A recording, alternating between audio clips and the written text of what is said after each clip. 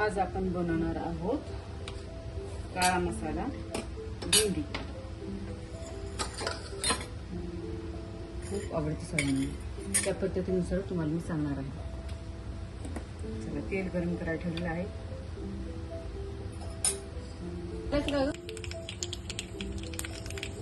थोडी तडतडची आपण त्याच्यामध्ये आता भेंडी टाकणार आहे।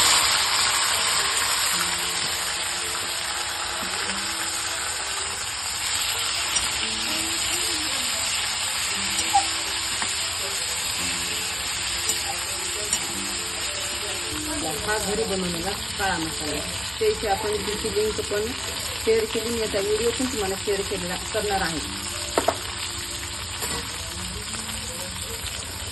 आणि चिकटवर हळद, मीठ सर्वात शेवटी टाकायचं, कारण मीठ जर लवकर टाकलं तर काय चिकट भेंडीची म्हणजे ती शिजत नाही।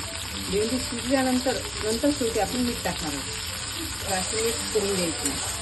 हे चिकटपणा दिसतो तुम्हाला, हा चिकटपणा कमी झाला भेंडीचा की आपली भेंडी झाली शिजायची, शिजली। टाकणार आहोत मीठ टाकून द्यायचं आणि परतायचं आणि खाली काढून द्यायचं। आपली झाली भेंडी। हे बघा, चिकटपणा दिसतोय तुम्हाला, भेंडी पूर्ण धुवून घेतली आहे, तरी पण याच्यामध्ये अजिबात चिकटपणा नाही।